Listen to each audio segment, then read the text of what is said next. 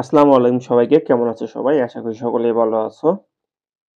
তো তোমরা যারা ২০২৫ সালে ইউনিভার্সিটি অ্যাডমিশন পরীক্ষা দিবা আর যারা জব প্রিপারেশন এর জন্য প্রস্তুতি নিতেছে সবার জন্য আজকের এই ভিডিওটা খুবই গুরুত্বপূর্ণ। কেননা আজকে আমি যে বিষয়টা নিয়ে আলোচনা করব সেটা হচ্ছে আমাদের সবার পরিচিত, অত্যন্ত পরিচিত একটা বিষয় সেটা হচ্ছে পার্টস অফ স্পিচ। আমরা জানি সবাই পার্টস অফ স্পিচটা আ কম বেশি সবাই জানে যারা অ্যাডমিশন পরীক্ষার্থী আছে বা পরীক্ষার্থী যারা পরীক্ষা দিচ্ছে, কম বেশি সবাই জানে যে পার্টস অফ স্পিচটা কি আসলে। ঠিক আছে? তো পার্টস অফ স্পিচ নিয়ে নতুন করে বলার কিছু নাই। এখান থেকে আমি যে বিষয়গুলো নিয়ে আলোচনা করব সেটা হচ্ছে পরীক্ষার হলে যেখানে ভুল হতে পারে। বিশেষ করে যে পরীক্ষার হলে একজন অ্যাডমিশন আ ইউনিভার্সিটি অ্যাডমিশন স্টুডেন্ট বা যে চাকরির জন্য পরীক্ষা দিচ্ছে তারা কোন জায়গাটায় ভুল করতে পারে সে বিষয়টা নিয়ে আমি মূলত আলোচনা করব। তো আমরা সবাই জানি যে পার্টস অফ স্পিচ কি? পার্টস অফ স্পিচ হচ্ছে পার্টস অফ স্পিচ মানে পার্টস এর অর্থ হচ্ছে অংশ। আমি যদি এখানে লিখে দেই তাহলে হয়তোবা ভালো হবে যে পার্টস এর অর্থ হচ্ছে অংশ এবং স্পিচ এর অর্থ হচ্ছে শব্দের অর্থ মানে বাক্যের আরকি। বাক্য। তাহলে এর অর্থ কি দাঁড়ায়? পার্টস অর্থ হচ্ছে অংশ এবং স্পিচ মানে বাক্য এবং আমরা জানি যে অফ এর অর্থ হচ্ছে এর। এর।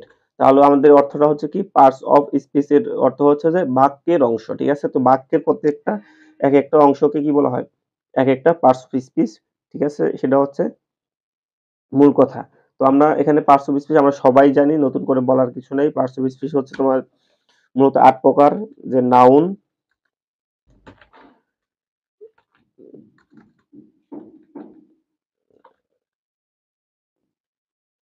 হচ্ছে নাউন, আমি নিচে লিখি প্রোনাউন, তারপর হচ্ছে অ্যাডজেক্টিভ,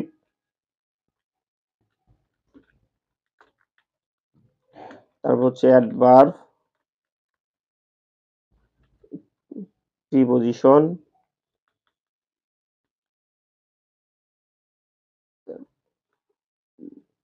ভার্বটা বাদ পড়ছে ভার্ব, প্রিপোজিশন, কনজাংশন এবং ইন্টারজেকশন।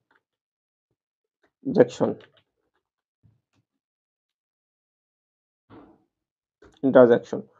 ঠিক আছে? তো এটা হচ্ছে ৮ প্রকার মূলত পার্টস অফ স্পিচটা ৮ প্রকার এটা আমরা সবাই জানি।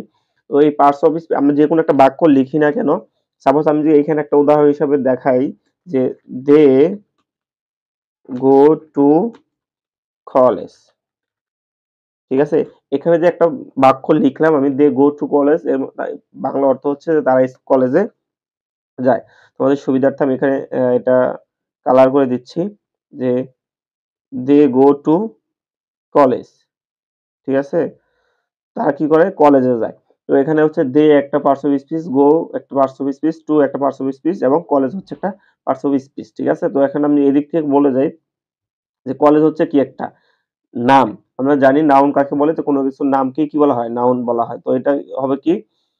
কলেজটা হচ্ছে একটা নাউন। তো নাউনটার কালার আমি করে দিচ্ছি অন্যরকম একটা কালার করে দিচ্ছি, ভিন্ন একটা কালার দিয়ে দিলাম। ঠিক আছে? এবং টু আমরা জানি কি? টু এটা হচ্ছে একটা প্রিপোজিশন। ঠিক আছে? এই প্রিপোজিশনটাকে আমি আরেকটা ভিন্ন একটা কালার করে দেই। এবং গোটা হচ্ছে কি আমাদের ভার্ব। এই ভার্বটাকে আমরা কি করে দিব? একটা কালার করে দিব। ঠিক আছে? এবং এখানে হচ্ছে কি তারা। তারা মানে এখানে সাবজেক্ট হিসেবে বসছে। এখানে তারা বলতে কোনো কি বলা হচ্ছে? কোনো মানুষকে বা ব্যক্তিদেরকে কি করা হচ্ছে? বোঝানো হচ্ছে। ঠিক আছে? এটাও যেমনটা তাহলে এখানে আমরা কি পাচ্ছি? যে আমরা এখানে নাউন পেলাম, প্রিপোজিশন পেলাম, ভার্ব পেলাম। ঠিক আছে? এখানে আমি যদি তোমাদেরকে আরো সুন্দর করে বুঝায় দেই সেটা হচ্ছে যে এখানে যে বাক্যগুলো আছে ঠিক আছে এখানে গো শব্দটা হচ্ছে একটা ভার্ব ঠিক আছে আর এখানে যে আরেকটা শব্দ আমি লিখি তাহলে তোমরা হয়তো বুঝতে পারবা যে একই শব্দ দে ইজ মানে sorry this is the go of the world ঠিক আছে this is the go of the world.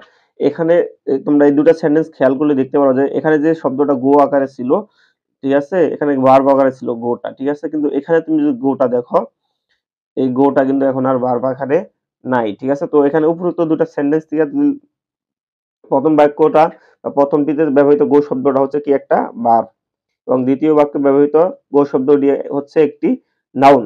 প্রথম বাক্যটিতে গো শব্দটি একটি ভার্ব, তা সহজে বোঝা যায়, কেননা দে শব্দটি বাক্যে কি করছে, সাবজেক্ট তথা প্রোনাউন, আর দে শব্দটি ভার্ব হলো গো। তাহলে প্রশ্ন হলো দ্বিতীয় বাক্যে ব্যবহৃত গো শব্দটি একটি নাউন হলো কিভাবে, ঠিক আছে, মানে এখানে যে শব্দটা আছে গো, এটা কিভাবে নাউন হলো সেটা হচ্ছে আমাদের প্রশ্ন, ঠিক আছে। গো, আমরা জানি কোনো বাক্যের আর্টিকেল, আমরা জানি কি যে কোনো বাক্যে যদি আর্টিকেল এ এন্ড দি এরপরে সরাসরি দুটি কোনো শব্দ থাকে তাহলে নাউন, তাকে নাউন বলে, ঠিক আছে। দুইটা কোনো যদি থাকে কি থাকে, শব্দ থাকে, তাহলে কি হয়, নাউন হয়। আর্টিকেলের পর যদি দুটি শব্দ থাকে তাহলে একটি প্রথমটি অ্যাডজেক্টিভ এবং দ্বিতীয়টি কি হবে, নাউন হবে, ঠিক আছে।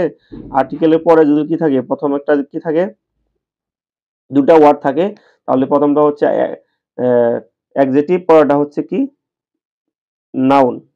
আর্টিকেলের পর যদি কি থাকে, তিনটা শব্দ আসে, তাহলে প্রথমটি হচ্ছে অ্যাডভার্ব, দ্বিতীয়টা অ্যাডজেক্টিভ এবং তৃতীয়টা হচ্ছে নাউন। হি ইজ এ বয়, আমি যদি একটা উদাহরণ দেই তোমাদেরকে তাহলে বুঝতে পারো তোমরা। হি ইজ আ বয়, ঠিক আছে, এই একটা বাক্য, একটা সব বাক্য যদি লিখি he is a good boy, ঠিক আছে। দেখো হি ইজ এ বয়, এখানে হি হচ্ছে সাবজেক্ট এবং ইজ হচ্ছে একটা ভার্ব এবং এ হচ্ছে একটা আর্টিকেল এবং বি হচ্ছে একটা অবজেক্ট। এখানে অবজেক্টটা কিছু নাউন আকারে বসছে। বয় মানে কি, বালক, বালক মানে হচ্ছে নাউন, ঠিক আছে। তুমি এখানে হচ্ছে তাহলে বয়টা হচ্ছে কি, নাউন। এখন তোমাকে যেটা বলা হচ্ছে যে আর্টিকেলের পর যে একটা ওয়ার্ড থাকে সেটা হচ্ছে নাউন, ঠিক আছে। এখানে দেখো আর্টিকেল হচ্ছে আমাদের কি, এটা হচ্ছে আমাদের আর্টিকেল। আর্টিকেলের পরে কয়টা ওয়ার্ড আছে আমাদের, আর্টিকেলের পরে একটা ওয়ার্ড আছে সেটা হচ্ছে কি, বয়। বয়টা তাহলে আমাদের কি হবে, নাউন হয়ে গেছে, ঠিক আছে। দেখো পরের বাক্যটা খেয়াল করো যে he is a good boy, he is a good boy, ঠিক আছে। দেখো এইবার দেখো এখানে আর্টিকেল আছে আমাদের কোথায়, এই যে এখানে আর্টিকেল আছে এ, আর্টিকেল কি আছে, এ আছে। তো দেখো এবার দেখো আর্টিকেল, এবার কাউন্ট করো আর্টিকেলের পর কয়টা ওয়ার্ড আছে, যে গুড একটা হচ্ছে ওয়ার্ড এবং বয় হচ্ছে একটা ওয়ার্ড, তাহলে আছে আমাদের কয়টা ওয়ার্ড, দুইটা ওয়ার্ড। তোমাদেরকে বলা হয়েছে যদি আর্টিকেলের পরে দুইটা ওয়ার্ড থাকে, প্রথমটা হবে কি অ্যাডজেক্টিভ, পরেরটা হবে নাউন, ঠিক আছে। প্রথমটা হবে অ্যাডজেক্টিভ, পরেরটা হবে নাউন। যদি এই পাশ থেকে গুণে যাও তাহলে এই পাশে গুডটা হবে আমাদের কি হবে বলতো, তাহলে আমরা এখানে গুড বয়, এখানে আর্টিকেলের পর দুটি শব্দ আছে, সুতরাং প্রথম শব্দটি গুড হলো অ্যাডজেক্টিভ, ঠিক আছে। প্রথমটা হবে অ্যাডজেক্টিভ, পরেরটা হবে নাউন। তা গুডটা তাহলে আমাদের কি হবে, অ্যাডজেক্টিভ হবে এবং পরের বয় শব্দটা আমাদের কি হবে, নাউন হবে, ঠিক আছে। কেননা গুড শব্দটা কি করছে, নাউন, বয়কে কি করছে, মডিফাই করছে। তো আমরা জানি কি যে নাউন বা প্রোনাউনকে কেবলমাত্র অ্যাডজেক্টিভে কি করতে পারে, মডিফাই করতে পারে। নাউন বা প্রোনাউন ব্যতীত অন্য কোনো ওয়ার্ড কি করতে পারে না, ওয়ার্ডকে যে শব্দ মডিফাই করে তাকে হচ্ছে অ্যাডভার্ব। তো অ্যাডভার্বটা নিয়ে আমরা অন্য একটা আলোচনা ভিডিওতে আলোচনা করব, ঠিক আছে। তো he is a boy, he is a very good boy. দেখো এখানে আরেকটা বাক্য লিখি তোমাদের সুবিধার্থে, যে সেটা হচ্ছে he is a very good boy. এবার দেখো এখানে বিষয়টা কেমন হচ্ছে, দেখো এখানে ছিল হি ইজ এ বয়, এখন এখানে ছিল কি হি ইজ এ বয়, আর এখানে ছিল কি he is a good boy, আর এখানে আমাদের হচ্ছে যে 3 নম্বর বাক্যটা হচ্ছে he is a very good boy, ঠিক আছে। এখানে কিন্তু আমাদের বাক্য হচ্ছে কিন্তু তিনটা বাক্য, ঠিক আছে। তো এখানে দেখো এখানে আর্টিকেলটা আমাদের আছে কি, আর্টিকেল এ আছে। তো এটা আমি তোমাদেরকে চিহ্নিত করে দিলাম। দেখো, দেখো এবার খেয়াল করো তোমরা, এখানে দেখতে পাবে যে আর্টিকেলের পর কয়টা আছে ওয়ার্ড, তিনটা ওয়ার্ড আছে। একটা হচ্ছে ভেরি, আরেকটা হচ্ছে কি গুড, আরেকটা হচ্ছে বয়। তাহলে এখানে ওয়ার্ড আছে কয়টা, আমাদের ওয়ার্ড আছে তিনটা। তো আমি তোমাদেরকে কি বলেছিলাম, যদি বলেছিলাম তোমাদেরকে যে আর্টিকেলের পরে যদি তিনটা ওয়ার্ড থাকে তাহলে সর্বপ্রথম ওয়ার্ড যেটা সেটা হচ্ছে অ্যাডভার্ব, 2 নম্বর ওয়ার্ড যেটা সেটা হচ্ছে অ্যাডজেক্টিভ এবং সর্বশেষ বা 3 নম্বর ওয়ার্ড যেটা থাকবে সেটা হচ্ছে আমাদের নাউন। তুমি এখন এবার মিলিয়ে দেখো, 1 নম্বর ওয়ার্ডটা হবে আমাদের কি, অ্যাডভার্ব, ঠিক আছে। ভেরি, আমরা জানি যে ভেরি হচ্ছে জন্মগতভাবেই অ্যাডভার্ব, ঠিক আছে। তো এটা এই ভেরি শব্দটা কি হবে আমাদের, অ্যাডভার্ব হয়। তো আমি এটাকে লাল কালার করে দিলাম। তারপর দেখো যে 2 নম্বর শব্দ, দেখো গুডটা কিন্তু এখানে 2 নম্বর ওয়ার্ড বা শব্দ। তো 2 নম্বর ওয়ার্ডটা কি হবে আমাদের, অ্যাডজেক্টিভ হবে। তো এটাকে আমি সবুজ কালার করে দিলাম এবং সর্বশেষে যেটা আছে সেটা হচ্ছে বয়।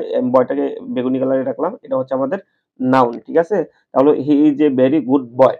তাহলে হচ্ছে যে এখানে দেখো তোমরা একটা জিনিস স্পষ্টভাবে বুঝে গেলা, সেটা হচ্ছে যে একই জিনিস মানে কি হতে পারে, আর্টিকেলের পরে যে একটা নিয়ম আছে যে আর্টিকেলের পরে যে একটা ওয়ার্ড থাকে সেটা হচ্ছে নাউন, ২ টা ওয়ার্ড থাকলে প্রথমটা অ্যাডজেক্টিভ, দ্বিতীয়টা নাউন এবং যদি ৩ টা ওয়ার্ড থাকে সেটা হচ্ছে একটা হবে প্রথমটা হবে অ্যাডভার্ব, দ্বিতীয়টা অ্যাডজেক্টিভ এবং সর্বশেষ ৩ নম্বর যেটা আছে সেটা হচ্ছে আমাদের কি হবে, নাউন হবে। ঠিক আছে?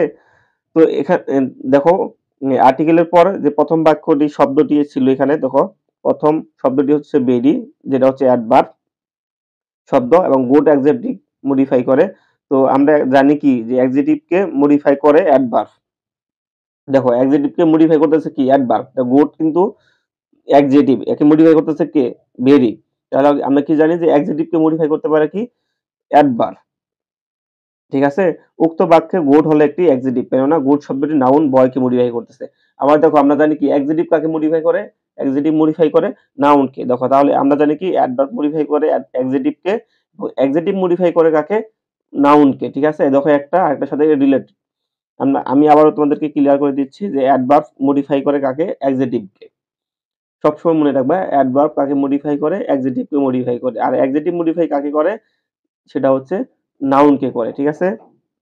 দেখো তাহলে মূল আলোচনার বিষয় হচ্ছে কোনটা, যে আমরা জানি একটা বাক্যে ৮ ধরনের শব্দ বা পদ ব্যবহার হতে পারে। ঠিক আছে? তো আর ওই বাক্যের ৮ ধরনের শব্দ বা পদ তথা অংশই হলো পার্টস অফ স্পিচ। ঠিক আছে? তো আর পার্টস অফ স্পিচ নিয়ে আমি তোমাদেরকে লিখে দিয়েছি। ঠিক আছে? তো আমি চাচ্ছি না যে ভিডিওটা অনেক বড় হোক। তো আমি জাস্ট আজকে তোমাদেরকে জাস্ট কি করলাম, এটা হবে আমার ভিডিও নাম্বার 1। এখানে জাস্ট তোমাদেরকে আমি পার্টস অফ স্পিচ কি সেটা সম্পর্কে আলোচনা একটু টাচ করলাম যে পার্টস অফ স্পিচটা আসলে কি। তো এরপর যেটা আছে সেটা হচ্ছে পার্টস অফ স্পিচ নিয়ে আমি আলাদা আলাদাভাবে প্রত্যেকটা ৮ টা ভিডিও বানাবো।